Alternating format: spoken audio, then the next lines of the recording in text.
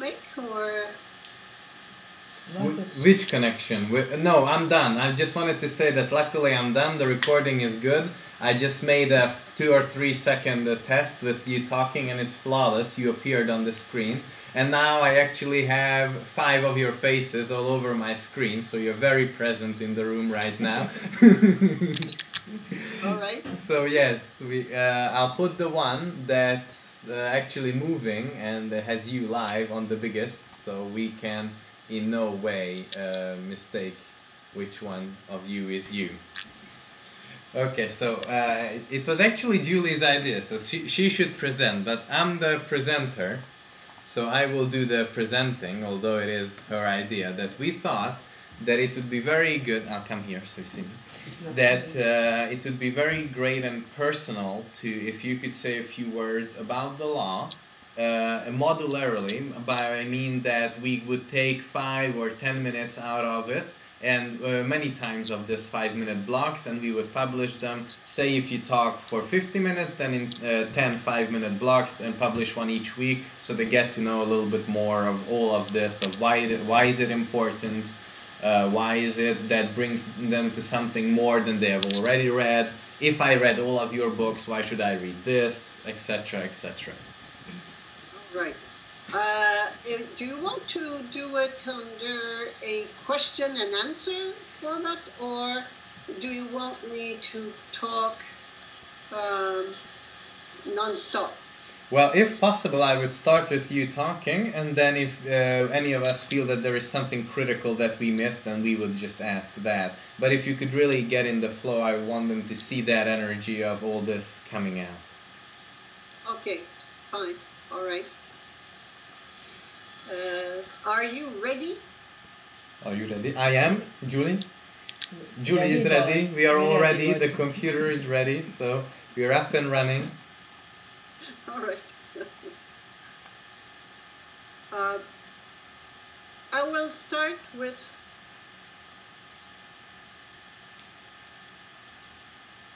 I want to say that this booklet on the law is the one that is the most important for me. I come from a black sheep mode. I was born a very black sheep, and anything that, or anybody that I had to obey, it would prompt some kind of reaction for me. So the law do the same thing, and I had problems with obeying the law all my life, all my childhood, and when I became older, I started obeying my conscience instead of the law or the rule or what I had to do. When I was in school, for instance, I fought the authority, external authority, all the time, until one day, and they were very, very patient, but one day they just had enough, and I was fired when I was 14. I was a dropout from the age of 14 to 16. I worked for a couple of weeks, realized that I would never do that in my life, to work from 9 to 5 like everybody. You take the bus at the same time as everybody else, you come back home at the same time, you do this, you go for lunch at the same time, so the roads are crowded, the sidewalks are crowded, there's always a crowd. Well, 2 weeks were enough for me to realize that that's not what I wanted in life. So I did other little jobs, but it just didn't mean anything to me. I finally decided that, well, better get a diploma, and then I will be my own boss, my own master, my own boss. Yeah. And I can do what I want. So that's why I went back to school, and got the diploma as a medical doctor. My parents were, my father was in the pharmaceutical industry, and medicine is what I knew, so that's the diploma I got. And when I practiced, then I started practicing medicine, and I believed in medicine when I graduated from medical school. I just believed it 100%. I thought that everybody would be in perfect health by year 2000. So I was a little bit wrong, but it turned out not to be what I thought. But I started, I'm a person who always question. I always question things. And when something doesn't make sense, I go deeper into what's going on there. What's wrong? Why do we do that if it doesn't make sense? So that's how I became not a rebellious person. I'm not a rebellious person by nature, but I'm sort of a questioning person, and it's got to make sense. If it doesn't make sense, there's something wrong, I have to understand and find out. So that's how I find out lots of things in medicine, and that I finally understood the system. It took me, at last I understood the system. It took me 20 years to understand the system. And when it became clear to me, I wrote the book, The Medical Mafia.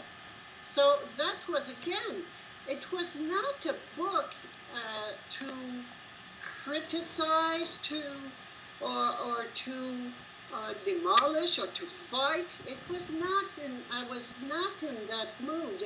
I was in the mood of giving out the information, informing people, just so that you know how it works and what is done to you when you go to a doctor. You do not go and see somebody who cares for you. You go and see somebody who obeys the industry, the pharmaceutical industry, who was taught medicine by the pharmaceutical industry for them to make profit. So I denounced it, but not to criticize, just to let people know and come with a solution. I'm a solution person. I'm not, denunciation is not my big deal. I need to find a solution.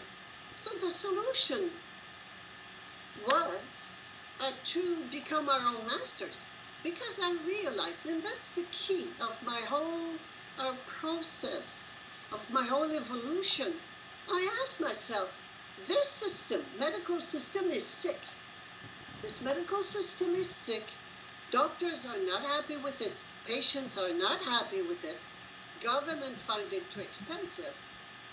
And yet, it still goes on. So, where's the problem? What's the problem that makes a system go on when the major actors do not like it and criticize it? Well, I realized that the major actor was not those that we think. The major actors were big money. Big money was running the system.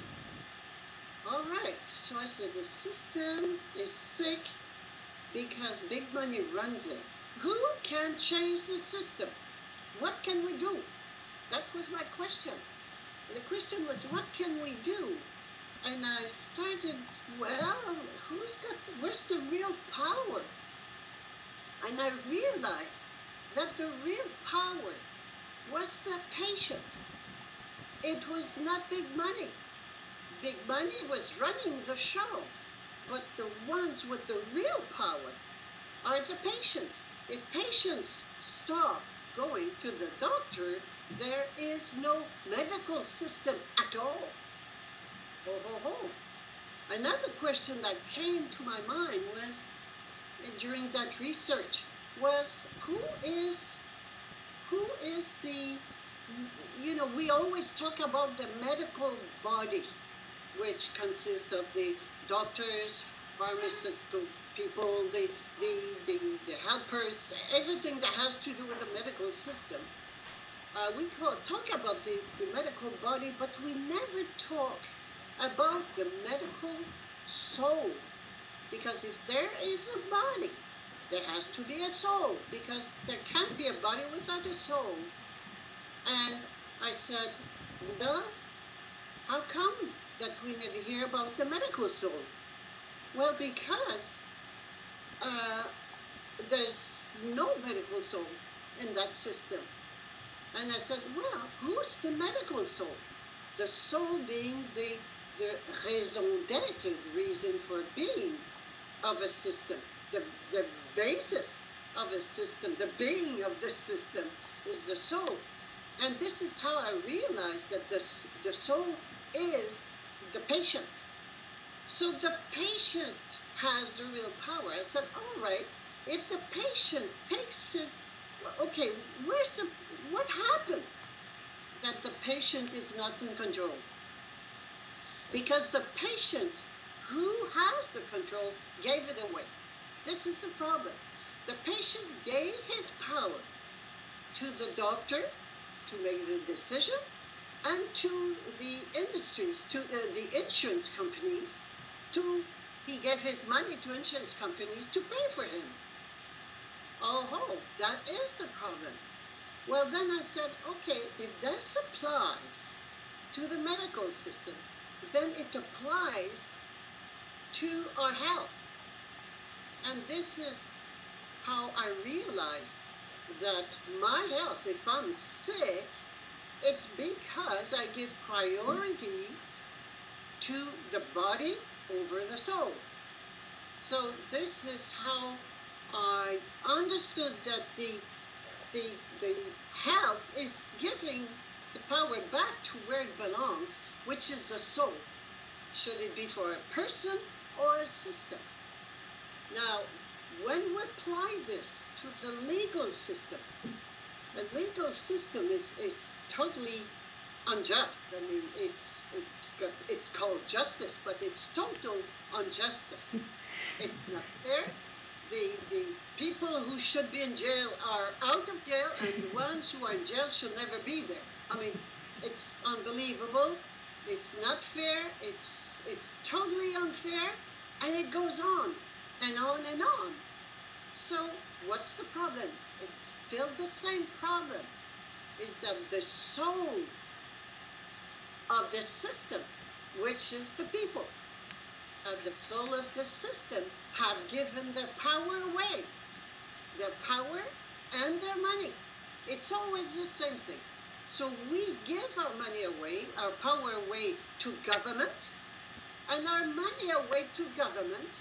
Government turns around and gives our money to financiers. This is the way it works. So all we have to do is take back our power and keep our money. Use it ourselves. Use our power and use our money. Be our own. Be self-governed people, and stop believing that we are just poor sheep and that we cannot govern ourselves. So that was the basis of my understanding and finding out. All my life, I was looking for the big boss. Find the big boss. And I realized that the big boss is not outside, it is inside of me. Whatever the big boss means for us. For some people it's God, for some other people it's government, for some other people it's experts, whatever it is.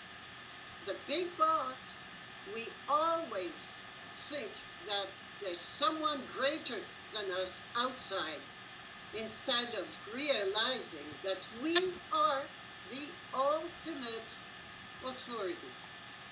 So that was the answer to my quest, to stop obeying external authorities, whatever they are, and come back inside of me, and obey my inner ultimate sovereignty and authority, which is my conscience.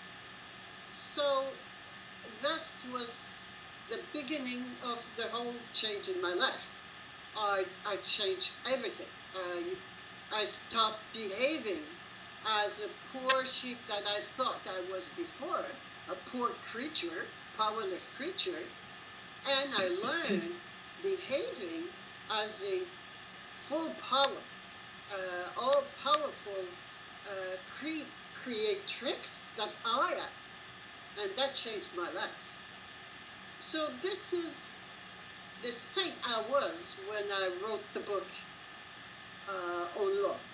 Before that, between the first book, which is The Medical Mafia, and the second one, which is What the Hell Am I Doing Here Anyway, there is a period of 7 years. During that time, I learned a lot about the way the law works. Some people, over the years, some people have been fed up paying income taxes and realizing that our money does not go to services and benefit the people, but our money goes directly to world financiers. Directly, 100% of our income tax go directly to world financiers. And some people were shocked and started studying the law. They tried to stop it, to stop paying income tax. But they were put in jail. They were sentenced and put in jail because they say there is a law that forces you, impels the compelling law to pay taxes. And they started looking for that, and there is no such law. But it doesn't matter. If you don't pay, you go to jail. So there's not even, no law says that you have to pay income tax. But if you don't, you go to jail. When I learned this myself, that was in early 1990s. I stopped paying income tax. I said, I can't do that. When you know that bankers, world financiers, they use that money to make wars and kill people all over the planet. I said, no, I cannot collaborate with that. So I stopped paying income tax. So, but then some other people were in that situation and had started studying the law, and they were becoming good at it. And one day, I went to a course, attended a course about the law, and I learned that there were two sets of laws. Imagine, two sets of laws. That one was the law of the land, and the other one was maritime law. And that they were totally different. And that one was turning us into slaves, whereas the other one, the first one, the old law of the land, was used only when you jeopardized somebody's good or somebody's property or the person, or if you made anything that would annoy somebody else, then the law would apply. But the maritime law was totally different. It was a law that was first invented, created for the ships that were carrying lots of goods, and that they didn't want to be responsible for those goods if anything happened. And they were people on board to be fully obedient. So they invented a law that whenever you would step on the boat, on the ship, you would become a member of the ship. A member of a ship, where the word membership comes from there. So you're a member. You're not an individual anymore. You're not a person anymore. You become a member of a person who's not a person, which is a ship. Interesting. So so you don't decide anything. You are fully obedient to the brain of the ship, which is the captain. The captain has full power over you. He can throw you overboard anytime if you don't obey, and that's all, without any nothing. You obey blindly, like a member, my finger, for instance, obeys blindly my brain, and it doesn't criticize, it doesn't refuse, it doesn't, no, it just does it. Well, same thing, when you become a member of an organization, you are fully, you must be fully obedient, 100% obedient to that organization. The second thing, which is very interesting, is that the ship is not a physical person. It's a moral person, a legal person. And it was created in the 18-something, in the US, where it started. Maybe in England, I don't recall where it started. But they created a legal person, no, maybe in 1934. I don't remember the time, doesn't matter. But it's important to understand the idea. They created legal persons, which is a corporation. A corporation is a legal person, which is not a person. It's a person of paper. It's a virtual person, which has all the same rights as a natural person, as a real person, but its first obligation is to bring profit for the shareholders. That's all. So any corporation, and that's very important to understand, because this rules our world. Everything is a corporation. Your country is a corporation, the province is a corporation, the municipality is a corporation, the region is a corporation, everything is a corporation. And we are corporations. So, and I'll tell you how they do it for people. But they just created this term and this entity, a new entity, which is totally virtual and has no soul. Very interesting. It's called a corporation. A corpse means corps, it's the body, but it has no soul. So it's a body without a soul. They have taken the soul away from the individual through this corporation. And this is what the maritime law is. So they have taken away the law of the land. They don't use it anymore. And what they use now is the maritime law, which applies to the individuals that they have turned into legal persons. So let me explain how they did that. When you are born a physical person. You're a baby, flesh and bone, baby, flesh and bone. And let's say your parents call you, well, I'll take the name I was born with, Ghislaine Longto.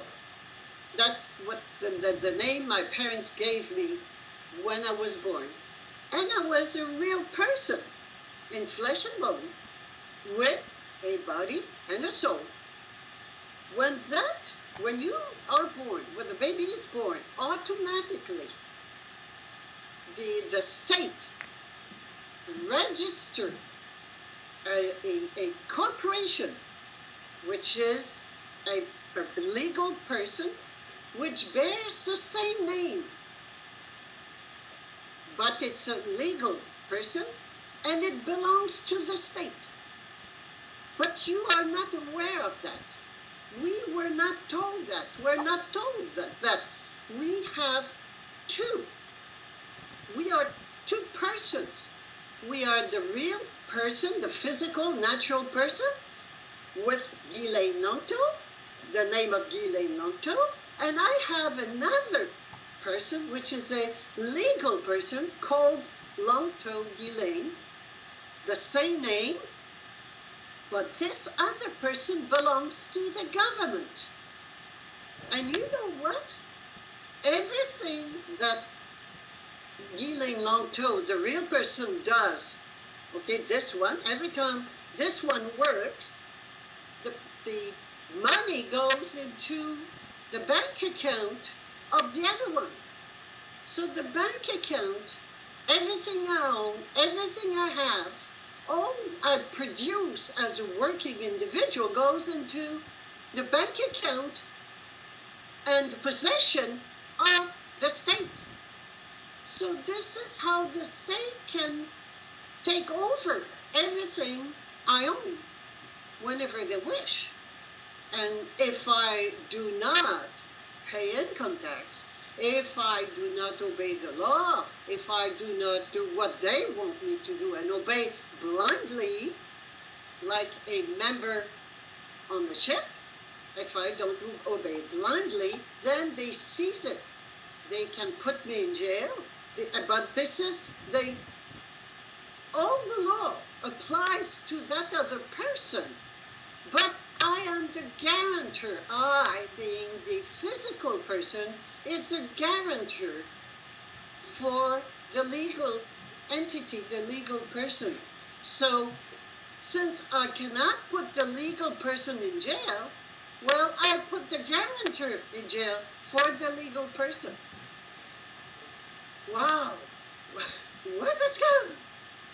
When I attended the course, this first course, when I learned that, I said, wow. And I felt so powerful. I said, now I understand. Now I understand how it works. And I felt so good. I had wings. I was so enthusiastic about learning something. It's so dark. The whole legal system is so dark. It's made to deceive. It's made to cheat. It's made to lie. That's all it is. And it's pure darkness. You don't understand anything. They have their jargon. They change the meaning of words. For instance, a person, the word person that we use every day means a physical person. But in their jargon, in the legal jargon, the word person means a corporation. And we don't know that. It's all meant to deceive. It's pure deception from A to Z. So some people went very deep into this.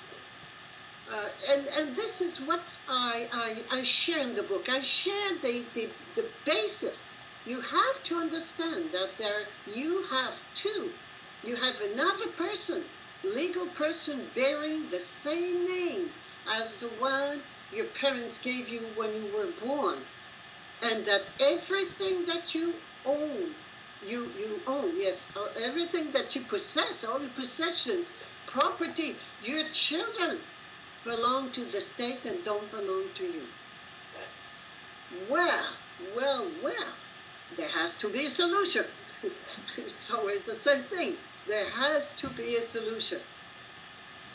So, for years, I went on. I stopped, as I told you, when I learned where the money of income tax I was paying was going. It was going to international bankers, financiers. I said, no, I will not contribute to this, and I stopped. And I didn't hear about it for several years, and one day they knocked on the door and they said, well, you haven't filed income tax. Because, just to make it clear, I stopped filing income tax. Not only I did not pay the income tax, but I did not file at all. Because filing is reporting. You have to report what you have done in your life, what you have earned, what you have spent. I mean, I said no, I'm not an employee. I'm not an employee, I'm self-employed, and I won't do that. I will not do that. I will contribute to the common good locally, but I will not give any report, I will not file any report, and I will not give any money to world bankers. No way. So that's how I stopped. When they knocked on the door and they said, you haven't filed income tax. And I said, I didn't say anything. I said, but in myself, I said, no, I will not file income tax. And then, to make a long story short, they told me, they sent me a letter to appear in court. So they started the legal procedures to force me, because a law, you know that a law without arms, like Machiavelli used to say, a law without force is not a law, is worth nothing. You have to enforce the law. And this is what the whole judiciary system does. It just enforces the law with the ultimate stick, which is jail if you do not obey. So they asked me to appear in court, and I did not. I'm sorry. The first thing I did, I wrote a letter to the Minister of Justice, and I said, this person called Lantogilane, which is a legal entity, is not me, and I refuse to respond to this name anymore. I went to court and I gave the letter to the judge to put in the records, and I said I will not appear in court. I will not come. I will not show up. And they assigned a date, and I didn't show up, and they came up with an order, a court order for two things. Number one was to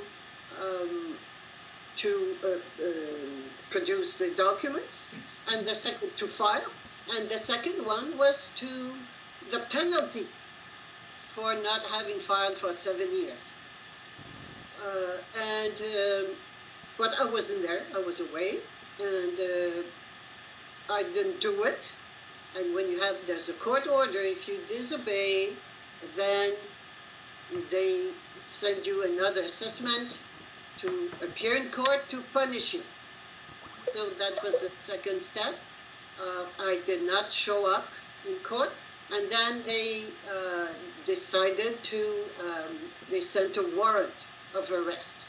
They decided to make a warrant of arrest, and then they came home, they arrested me and took me to court by force and sent me to jail.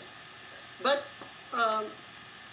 the important thing during all this, and this is what's important, and because this is where we're heading. I was experiencing, I didn't know how it would work, how it would turn out. But I knew something. I knew that the law applies to sheep. And the law it applies to sheep. But if you're not a sheep anymore, which is you're not fearful. The law does not apply to you anymore. And this is important to understand because it's vibratory. It's a matter of vibrations. And it's always the fastest vibration that runs the show, if I can say so, who has préséance, who runs the show, who is the most powerful, let's put it this way. The most powerful vibration is always the one that is with the highest frequency. And this is the one of the soul. So I knew that if I obeyed my soul and not give my power away out of fear, that would be more powerful than any kind of trial and whatever they would come up with. But I had no proof. I just did it. I was convinced that was right, that was the way to go, but there was no proof. The other people who were studying and understanding the law were doing it, trying to play smart with the law, find the loopholes and be smarter than them and win. And I did not try to win. I just stick to obeying my conscience and letting my soul run the show, telling me at every moment what to do and what not to do. That's what I did. And, they took me court, and I said, you have no jurisdiction over me. I am not the legal person, because the one that is sued is the legal person. I am not this legal person. I am a sovereign people, a sovereign individual, I mean. I am a sovereign individual with a body, a soul, and a spirit. You see, I'm not a body without a soul. I'm with a body, a soul, and a spirit. And you have no jurisdiction over me. So that's all I said during all that time. And that lasted a few times. They don't. So since I did not fight, I did not try to win nor to lose. I just didn't play. But I remained who I was. And I didn't tell them, but I opened a site, a website, and wrote everything about it, and informed the media, and people could follow what was going on. And I told them right off the bat, I said, it's a matter of identity. I am not a sheep, and I will not make a report of the wool I have on my back, and I will not give it away to the government, because they give it to financiers. So I will not do that anymore. It's a matter of conscience, and I will not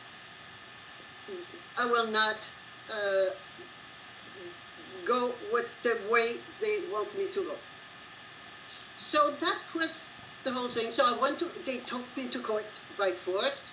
I refused to sign because they said, okay, we will let you go, and liberation under condition. All you have to do is the conditions were you should not move, you have to stay in the country, or several conditions like this, and you sign. I said, oh no, I'm not going to sign, because the moment you sign a document with the name of the legal person on top, you become the guarantor. You accept to be that person and to guarantee whatever that person has to do or what happens to her. And I refused to sign. And the judge said, well, if you do not sign, we will send you to jail until the trial comes up. And I said, fine, I'll go to jail. So I went to jail. For 2 months, I was in jail, which is a fantastic experience. So grateful to the judge to have allowed me to live that experience. And when I came out of jail, I was in the same situation. I said, okay, I have to get rid. And I didn't know what to do, but they don't recognize. You see, people want to get rid of this legal person, but you do not get rid of the legal person until you die, until the physical person dies. It's only when the physical person dies that the legal person dies. There's no other way to make it die. So I tried all sorts of things for a whole month, non-stop. And I went to see many people. There was no solution. I said, okay, I will make the physical person die. This physical person, we can die of two things. We can die, and we always die, of fear. That's the way we die. But there's another death, which could be called the civil death. It is, I die to who I am not. I die to fear, not of fear, but to fear. And I said, all right, well, I'm not afraid anymore. And I will not give my power away to anybody out of fear. So I'm not a sheep anymore. So I made this person die too. The physical person, the natural person, is the one who holds or benefits from the rights, the right of protection, the right of the basic rights, right to life, right to liberty, right to property, which are the basic rights.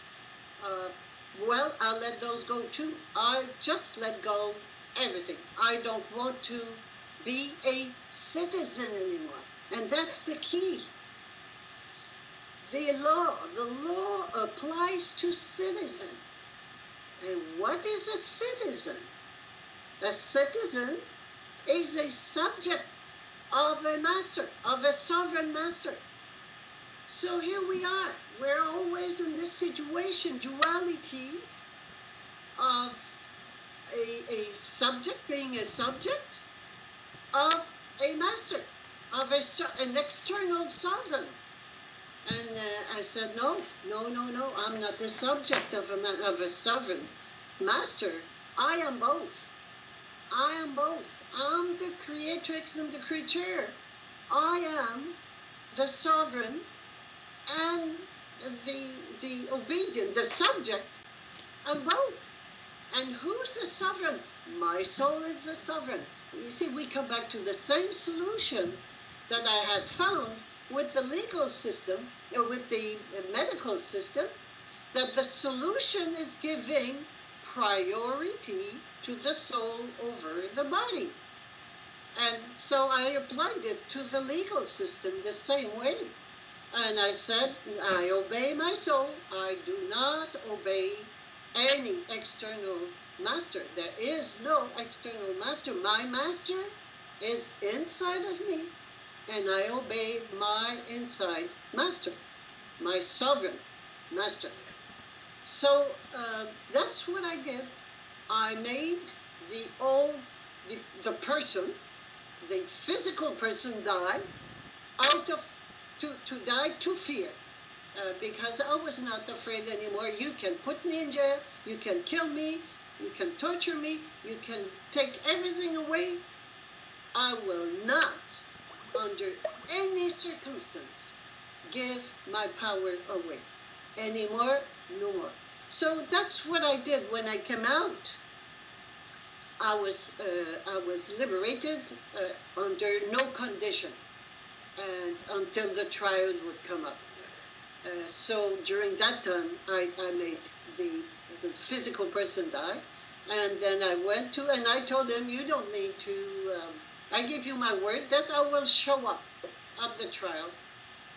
And that trial was postponed for several months. And I showed up to the trial, and then they said, well, if it's not you, it's not you. And they did the trial of the legal person, but I wasn't there anymore. It was over. I was gone. I showed up because I promised I would show up. And the judge said, well, anyway, I will do the trial anyway.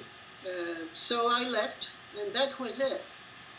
So it's the end of citizenship. I'm just telling you this story so that we know that the only way to get out of the legal system, the only way, it's the same thing with the medical system. The only way to get out of the medical system is take back our power.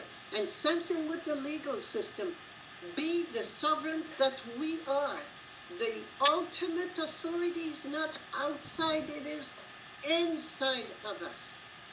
So that was a fantastic experience for me all along the way. At no time I knew what would happen to me.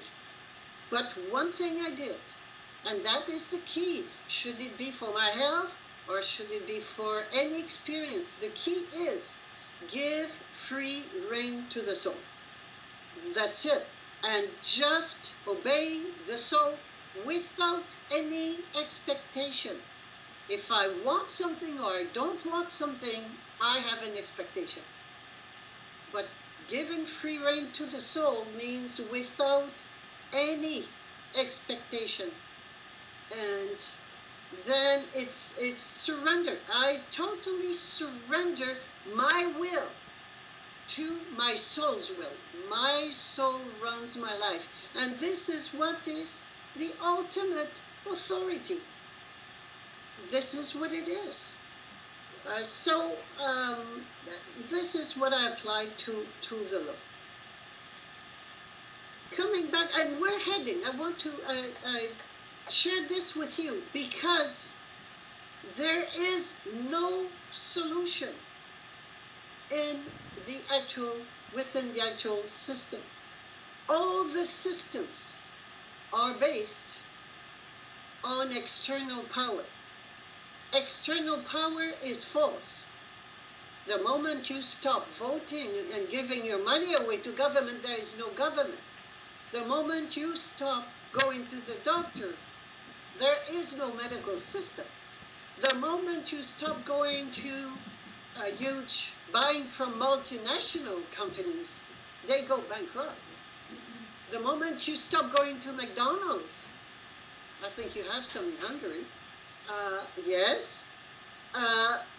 Well, McDonald's is for sale for €1 or whatever, or one foreign, because they have no power. The only one with the power, with the real power, is the individual, and not a mental power, but the divine power, which is the ultimate, the creative power, which is inside. So we cannot, this turmoil we're going through right now, we call it crisis. We call it economic crisis, social crisis, religious crisis, whatever we call it the way you want. This is to make this society so unbearable that we become willing, we accept to go to the roots of the problem. And the roots of the problem is our own identity. Who are we? And we are not sheep. We are not poor creatures. We are much more than that. We are the supreme authority. It is within us. And that means concretely letting go of citizenship. That's a big piece. And this, but it's feasible. I did it. If I did it, you can do it. Anybody can do it. And this is, hold on a second. Okay. Letting go, okay? Okay. Letting go of citizenship is where we are heading. And as long, and this is what... You can take it, it's not a problem. Letting go of citizenship is the key. This is where we are heading. There is no other solution. We cannot fix this society we live in. The fundaments, the basis are rotten.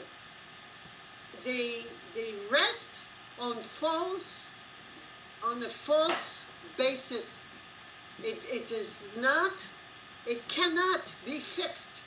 You see, when a house is falling apart, there's no use trying to fix the roof if the foundations are rotten.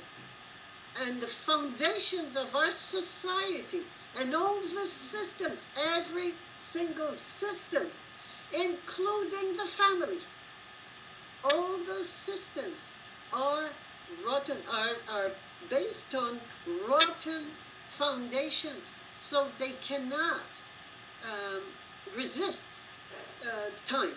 They will collapse sooner or later. And this is what we are experiencing right now, is the collapse of all the systems, one after the other. So there's no use trying to find a solution and improve it. Stop doing that. You're losing time, energy, effort, money, and the only result you get out of this is despair. It's desperation. There's nothing that will come out of that. It's time, because the time has come for the human being to become who he really is, not a thinking animal that we are now. We are thinking animals, but the time has come to let go of the animality, let go of the thinking that we're somebody else, and be who we really are, which is divine entities. We are divine, we are creative ideas, we are creative spirits, and it's the time to realize who we are and behave as such. So this is what I wanted to tell you about this. In order, some people say, oh, right, I'll do like Ghis and I will stop paying income tax. No. As long as you're in a mode of fear, if you do something and you're fearful, you are still a sheep and you will be beaten up, as a disobedient sheep is. We have to stop being sheep, not only thinking that we're sheep, but behaving as sheep in every aspect of our daily life, including the family, including consumerism, for instance, buying from multinationals. We don't realize that when we buy from a multinational, we kill our local businesses, obeying and believing in any kind of religion, any kind of spiritual institution. All those are false. All this is false. It's a world of falsehood that We have created because we are creatrix. But we have created in our own image and likeness, and we don't know who we are. We think that we are sheep. So we have created a world of sheephood. And so this total slavery we are in, we work for bankers, period. We work for bankers. We give our money to bankers, we give it away to bankers. This total thing, it's because we're sheep. We think we're sheep.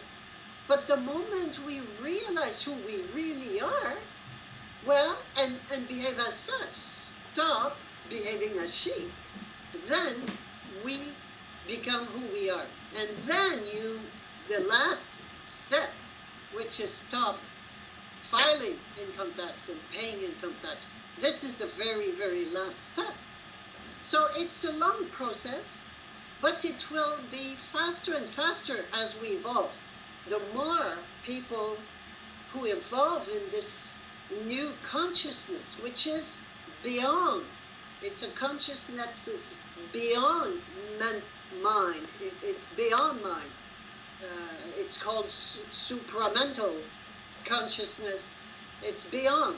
It is not, whereas the law, very interesting, for instance, if you look at the law, well, people who make the law are above the law, which is they have impunity.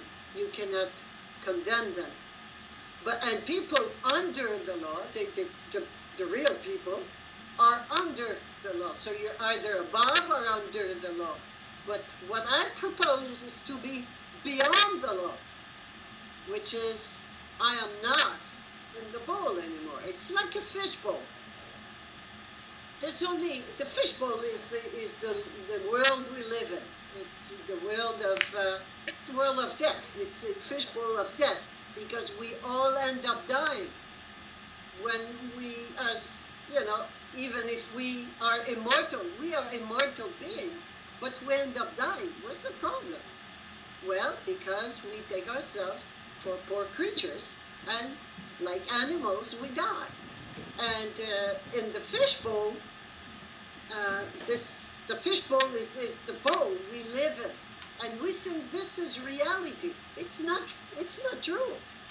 But the fish in the fishbowl thinks that this is life. The fishbowl is life. And we behave that way. We think that society we live in is life. No, it's something created. It's a limit that we are in. And what's the law? There's only one law. You don't have to study the law. You have to know one thing. There's one law in the fishbowl. It's big fish eat small fish. That's all. Only one law. And all the laws, there are millions of laws. Every single law has the same goal, giving more power to the big fish to eat small fish. That's all. So there's no law is good. Sometimes I hear people saying, oh, well, that's a good law. No, there is never a good law. Well, there's no good or bad law. The law is always serving big fish and deserving small fish. It's good for the big fish and it's bad for the small fish. That's all. One thing that prompted me to question law was the following observation. When we say, the law says you should not kill anybody, and if you kill somebody, you go to jail for the rest of your life. Well, okay. But when the financiers decide to wage a war, they say, as a citizen, you have to go to war. Not only do you have to go to war, you have to kill people. And if you don't kill people, you go to jail. So I said, something is wrong. Is it good or bad to kill people? Well, if it serves big fish, it's good. This is why. Then you have to kill. If it does not serve big fish, then it is bad because he doesn't want you to kill him. So something doesn't make sense. You see, this is how I was prompted to go deeper into that system because there's something wrong there. And it's obvious. You just have a look at the law, the way the law works. You can see it. But that was a question, and I realized that the law is made by the rich, by big money, to serve big money. That's all. Then why do we have a government? Well, government, very important to know, because there are three players. The people, the government, and big money. Well, why do we have a government? We have the government to make a war between the people and big money, because if the people see that big money runs the show, the private bankers, they will not obey. They will revolt, they will disobey, they will refuse. But with the government in between, it's like a screen that people can only see government. They don't see that behind the screen, the puppets, the puppet which is government, behind the puppets, the screen, there are the bankers, the world financiers. They don't see them. And the government says, for your security and protection, we will shear your wool. And when there's no more wool left, we will take you to the slaughterhouse. And this is what they do. But we believe that government is good for us. And still, today, after everything we can see, the majority of people still believe that government is good for them, that they need a government. Well, we do not need a government.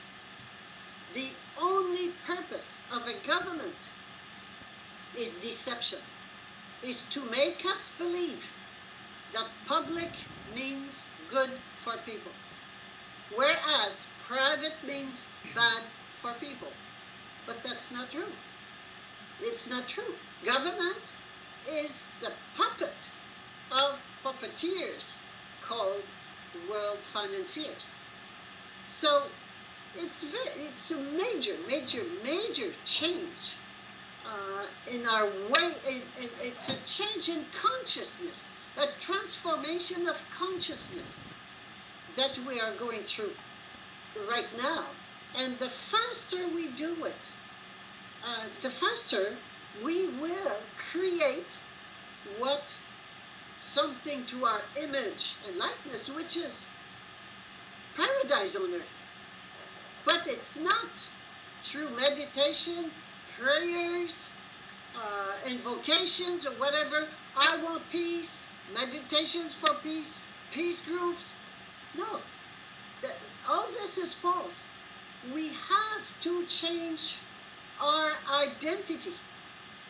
We have to change and let go of who we think we are. We're not that. For instance, if we talk about the family, I thought I was a good mother. Well, it was a big thing to let go. It's a role. I'm not a mother. I'm not a woman. I'm not a doctor. I'm none of this. I'm not Canadian. I'm not a person. Who am I? I am Idesa, the creatrix of the whole universe. This is who I am. All the rest are roles that I play in a society, and I identify myself with the roles. But that's not who I am. It's not because I work as a medical doctor that I am a medical doctor. No, I'm not a medical doctor. But if I take myself for a medical doctor, there I am, a sheep called medical doctor, and the big sheep, the government has rules my life and my way to practice medicine, and medical schools also, and the College of Physicians tells me what to do and not what to do. And this is how those systems have been created out of our total unconsciousness of who we really are. So we're going through a fabulous period of time. It's not easy. It is not easy. It's the time of the biggest transformation that has ever existed. Going from total unconsciousness to full consciousness. It's the biggest transformation we've ever been through. And the most marvelous thing about this is that we can do it, we can participate in it. For instance, when the fish started not having enough water, the water became scarce, and the fish could not breathe anymore. What did it do? Well, it jumped out of the hole and started breathing and created lungs to breathe and became an amphibian. Well, what happened? Did he call lungs through internet, or did he or call God to send lungs? No, he already had those lungs inside of him. And in the case of despair and suffocation, he just breathed, and the lungs, they didn't show up. They were there, but they expanded. They become in usage. He started using them. Well, it's the same thing with us. We have this full powership, this total power, creative power, unique creative power of the whole universe. We have it within ourselves. But as long as we do not let go of everything that is not that, who we are, it will not show up. And that's why we are experiencing suffocation. And every time you suffocate for something, whatever happens in your country, in any country, whatever happens, remember that it's a suffocation that we need in order to make this huge transformation. And suffocation, the more we suffocate, the more we will let go of what is false, our false identity, and become who we really are. So I invite you to, if the fish did it, we can't do it. I invite you to enjoy it. Don't see this situation we're going through with despair. It's the situation with hope that we have never had. It was much more, it was much more desperate at the beginning of the 20th century, where they called La Belle Époque, where everything was beautiful and music and arts and everything, and there was no hope.